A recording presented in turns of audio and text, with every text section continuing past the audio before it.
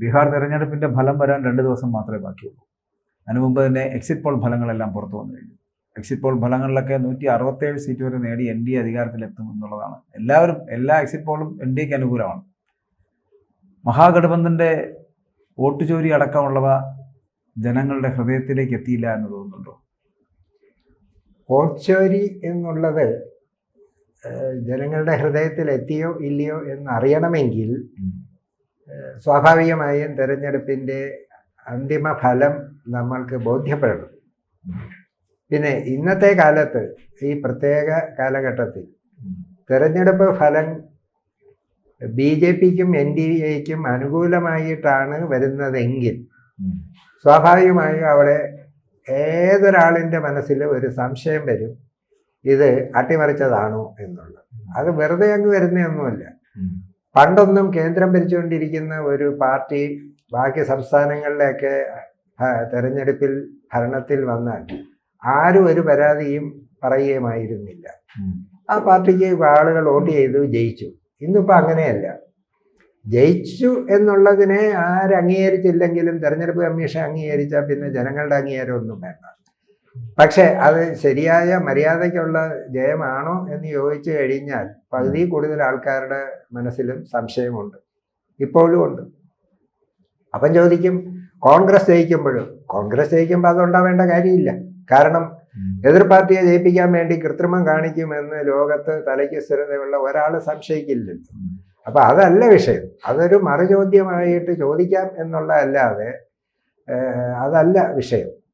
തങ്ങൾക്ക് അനുകൂലമാക്കണമെങ്കിൽ തെരഞ്ഞെടുപ്പിനെ അങ്ങനെ മാറ്റാൻ കഴിയും എന്നുള്ളത് വൈകിട്ട് 5-5:15 മണി വരെയൊക്കെ ഒരു സംസ്ഥാനത്തിൻ്റെ MLA-മാരുടെ എണ്ണം വരുമ്പോൾ ഇരട്ടിയിലധികം മുന്നിൽ നിൽക്കുകയാണ് കോൺഗ്രസ്.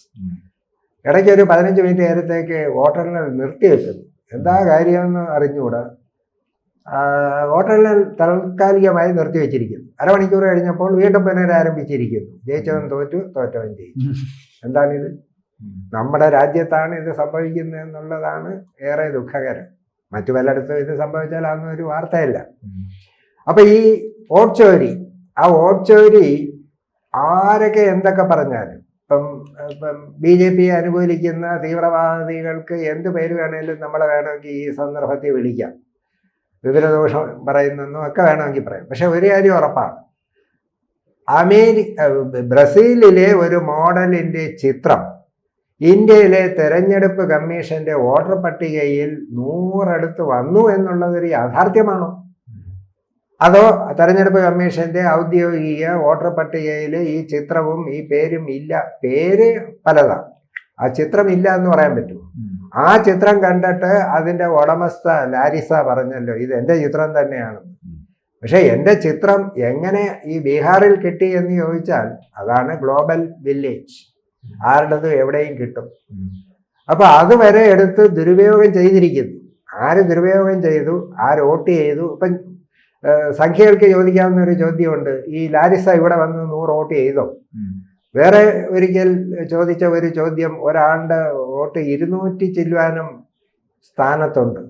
ഉടനെ മറുചോദ്യം കൗണ്ടറാ, 223 വോട്ട് ഒരാൾ ചെയ്യണമെങ്കിൽ എത്ര സമയം വേണം? 223 ഒരാളാണ് ചെയ്തതെന്ന് ആര് പറഞ്ഞു? 223 പേർക്ക് ചെയ്തുകൂടെ? ഒരേ സമയം ഹരിയാനയിലും ബീഹാറിലും വോട്ട്, ഉത്തരവാദിത്തപ്പെട്ട മന്ത്രിമാർക്കടക്കം 2 വോട്ട്. അപ്പൊ ഇതെല്ലാം തെരഞ്ഞെടുപ്പ് കമ്മീഷനെ സംബന്ധിച്ചിടത്തോളം ഇത്രയും ഗതികെട്ട ഒരു തെരഞ്ഞെടുപ്പ് കമ്മീഷൻ ഇന്നുവരെ ഇന്ത്യയുടെ ചരിത്രത്തിൽ ഉണ്ടായിട്ടില്ല. തെരഞ്ഞെടുപ്പ് കമ്മീഷണർ എന്ന് കേട്ടാൽ നമ്മൾക്ക് ഓർമ്മിക്കേണ്ട പേര് ശ്രീ TN ശേഷനാണ്. മലയാളിയാണ്, നമുക്ക് അഭിമാനിക്കാം. അദ്ദേഹം പറഞ്ഞ എന്താ, ഞാൻ ഇന്ത്യ ഗവൺമെന്റിന്റെ തെരഞ്ഞെടുപ്പ് കമ്മീഷണർ അല്ല, തെരഞ്ഞെടുപ്പ് കമ്മീഷൻ എന്ന ഭരണഘടനാ സ്ഥാപനത്തിന്റെ തെരഞ്ഞെടുപ്പ് കമ്മീഷണറാണ്. ജ്ഞാനേഷ് കുമാറിന്റെ വായിൽ നിന്നും അത്തരത്തിൽ ഏതെങ്കിലും വാചകങ്ങൾ വരുമോ? എന്ത് വേണം എന്ന് പറഞ്ഞാൽ പറയണ്ട. ഈ കാര്യസ്ഥന്മാർ മുതലാളിമാരുടെ മനസ്സറിഞ്ഞ് പെരുമാറുന്നത് പോലെ ജ്ഞാനേഷ് കുമാറിന് അത് അറിഞ്ഞ് പ്രവർത്തിക്കാൻ അറിയാം. അതിനകത്ത് അദ്ദേഹത്തിന് അഭിമാനമാണ് എന്ന് വന്നു പോയാൽ പിന്നെ നമുക്ക് എന്ത് ചെയ്യാൻ പറ്റും? അപ്പൊ വോട്ട് ചോരി അതൊരു യാഥാർത്ഥ്യമാണ്, അത് തെളിയിക്കപ്പെട്ടതാണ്. ഈ പുതിയ SIR എന്ന് കേൾക്കുമ്പോൾ നമ്മൾക്ക് തോന്നും കൊള്ളാം, നല്ല പദ്ധതിയാണ്. സത്യസന്ധമായ SIR ആണെങ്കിൽ ഒരു ഫോട്ടോ രണ്ടാമത് വരുമോ? ഒരു വോട്ടർ ID നമ്പർ വേറെടുത്ത് വരുമോ? വീട്ടു നമ്പർ 0 ആയ ആളുകൾക്ക് വോട്ട് വരുമോ? ഒരൊറ്റ വീട്ടിൽ 200 വോട്ട് വരുമോ? ഒന്നും ചെയ്യില്ലല്ലോ. അപ്പൊ അത് ഒരു സംസ്ഥാനത്തിലല്ലല്ലോ, എത്ര സംസ്ഥാനങ്ങളിൽ നമ്മളിപ്പോൾ കേരളത്തിലുണ്ടല്ലോ. തിരുവനന്തപുരത്ത് കിടന്നവരുടെ എല്ലാ വോട്ട് ഒറ്റ അടിക്ക് എവിടായി? തൃശ്ശൂരിലായി. അങ്ങനെ പലയിടത്തും ആയിട്ടുണ്ടാവും. അടൂർ പ്രകാശാണ് ഈ വോട്ടിരട്ടിപ്പും വോട്ട് തട്ടിപ്പും ആദ്യമായി സ്വന്തം നിലയിൽ, അതിൽ നിന്നൊക്കെയാണ് പിന്നീട് ശ്രീ രാഹുൽ ഗാന്ധി ഒക്കെ ആ രീതിയിൽ പോയത്. അദ്ദേഹം ഏതാണ്ട് 1 ലക്ഷത്തിൽ ചില്ലുവാനും വോട്ട് ഇരട്ടിപ്പുണ്ടെന്ന് അദ്ദേഹം കാണിച്ചത്. അന്ന് അദ്ദേഹം പറഞ്ഞൊരു കാര്യവും കൂടിയുണ്ട്. ചെറിയ ചെറിയ വ്യത്യാസമാണ്. ഉദാഹരണത്തിന് കരുണാകരൻ എന്നുള്ള ആളിൻ്റെ എല്ലാം വെച്ച് വേറൊരിടത്ത് കുരുണാകരൻ എന്നടിക്കും, അത്രയേ ഉള്ളൂ. അപ്പൊ ആ രീതിയിൽ വരെ നമ്മുടെ നാട്ടിൽ പോലും ഇതൊക്കെ നടക്കുന്നുണ്ട്.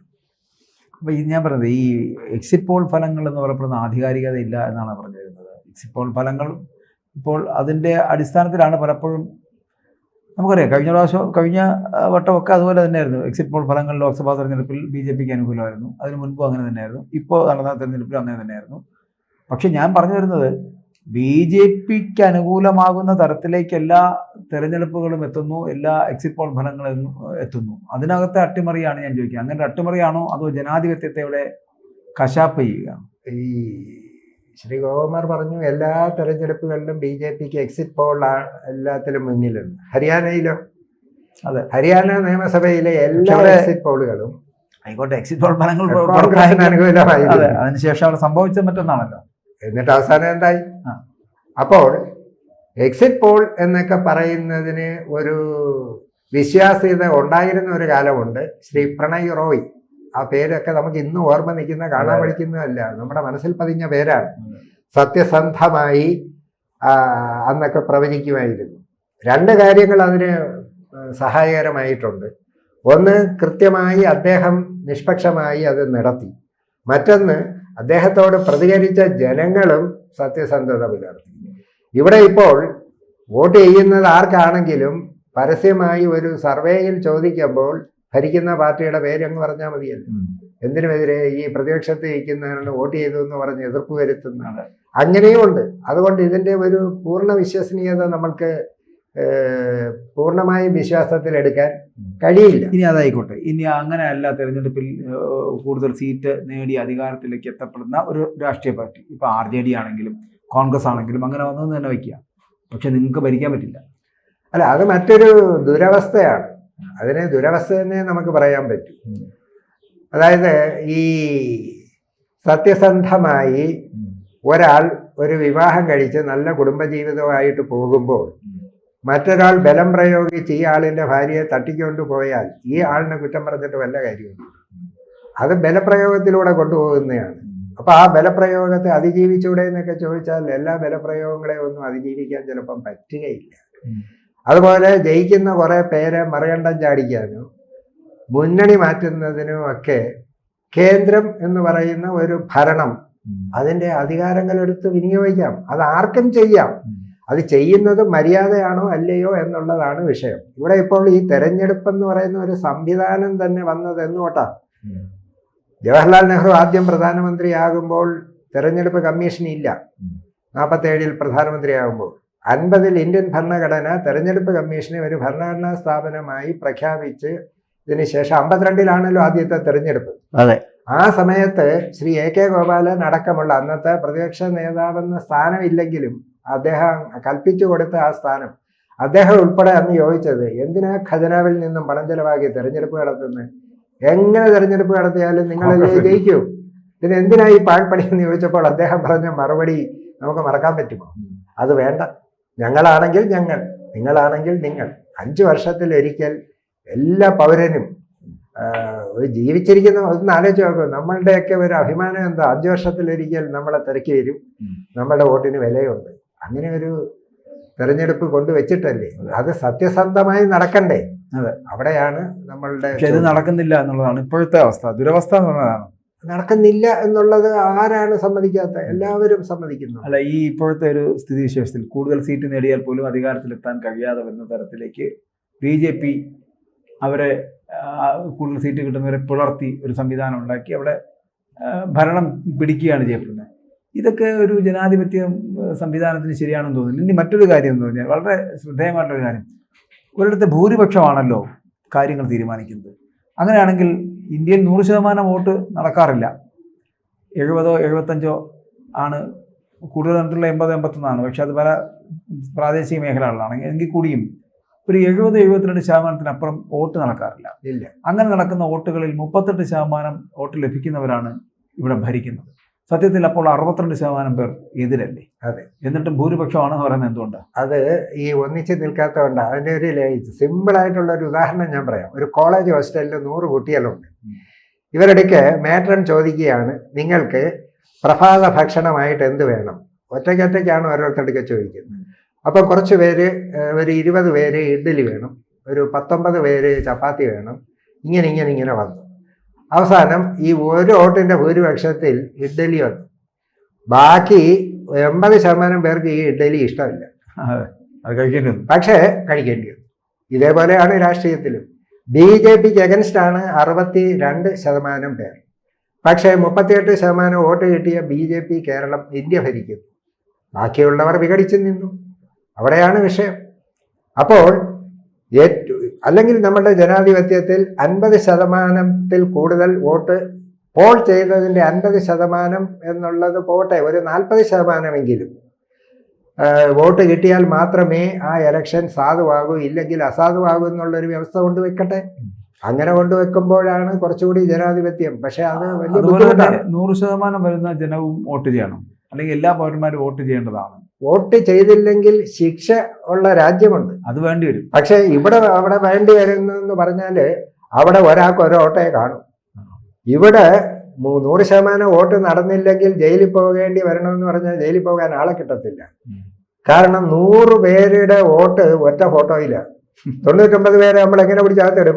ഒരാൾ വോട്ട് അത് ശരിയായിരിക്കാം. പക്ഷെ എങ്കിൽ കൂടിയും ഈ പറയുന്ന 100% വോട്ട് നടക്കുന്നില്ല. പലരും മടി പിടിച്ച് വോട്ട് ചെയ്യാതിരിക്കുന്നവരുണ്ട്. ഇതൊരു അവധി ആഘോഷമായിട്ട് കാണുന്നവരുണ്ട്. അങ്ങനെയൊക്കെ ഇതിനെ വല്ലാതെ, ഇത് വളരെ ഗൗരവകരമായി കാണേണ്ട ഒരു കാര്യമല്ലേ? അപ്പോൾ ഒരു രാജ്യം ഭരിക്കുന്ന പാർട്ടി ഭരിക്കട്ടെ, ആരാണെങ്കിലും, അത് BJP ഭരിച്ചാലും കോൺഗ്രസ് ഭരിച്ചാലും CPM ഭരിച്ചാലും ആര് ഭരിച്ചാലും, പക്ഷെ ആ ഭരിക്കുന്നവർക്ക് പൂർണ്ണമായിട്ടും ഒരു 100% ഉള്ളതിൽ 51% എന്ത് വേണം? പോൾ ചെയ്യുന്നതിന്റെ മെജോറിറ്റി വേണം. അതും ഇല്ലെങ്കിൽ ഉള്ളവർ ഭരിക്കുന്നത് എന്ന് പറയുന്നത് സങ്കടകരമല്ലേ?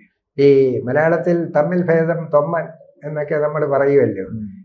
ആകെ 45% പേരെ വോട്ട് ചെയ്തുള്ളൂ എന്ന് വെച്ചു. ആ 45% വോട്ട് ചെയ്തതില് 35% കിട്ടിയവരായിരിക്കും ഭരിക്കുന്നത്. അത് പക്ഷേ നമ്മളുടെ ഭരണഘടനയ്ക്കുള്ളിൽ ഉള്ള ഒരു പഴുതാണ് എന്ന് വേണമെങ്കിൽ നമ്മൾക്ക് പറയാം. പക്ഷേ 100% പേരും വോട്ട് ചെയ്യണം. അതുപോലെ ശരിക്കും വേണ്ടുന്ന എന്താണെന്ന് വെച്ചാൽ, നമ്മളുടെ ആധാറും വോട്ടർ കാർഡുമായിട്ട് എന്താ ലിങ്ക് ചെയ്യാത്ത? ആധാറും വോട്ടർ കാർഡും, ബാക്കി എല്ലാത്തിനും ആധാർ ലിങ്ക് ചെയ്തിട്ടുണ്ടല്ലോ. വോട്ടർ ID കാർഡും ആധാറുമായിട്ട് എന്താ ലിങ്ക് ചെയ്യാത്ത? ആധാറും വോട്ടർ ID കാർഡും കൂടെ ലിങ്ക് ചെയ്താൽ ഒറ്റ ഒരു പേര് ഒരാധാർ നമ്പറിൽ ഉണ്ടാകുകയുള്ളൂ. ആ ഒരാളിനെ വോട്ട് ചെയ്യാൻ പറ്റൂ. ജനാധിപത്യം കുറച്ചുകൂടി ശക്തമാകും. സുപ്രീം കോടതി അതിൽ ഇടപെട്ടാൽ ഇന്ത്യൻ ജനാധിപത്യത്തിന് കുറച്ചുകൂടി ഒരു ഭംഗി ഉണ്ടാകും, അതിനൊരു അർത്ഥമുണ്ടാകും. അല്ലാത്തടത്തോളം കാലം ഇത് ഒരു പ്രഹസനം എന്ന് മാത്രമേ നമുക്ക് പറയാൻ പറ്റൂ. പക്ഷേ ഏതെങ്കിലും ഒരു വ്യവസ്ഥ വേണം. അത് നിലവിലുള്ള ഈ വ്യവസ്ഥയിൽ അത് അംഗീകരിക്കുക അല്ലാതെ ഇന്ത്യൻ ജനതയ്ക്ക് ഒന്നും ചെയ്യാൻ കഴിയില്ല.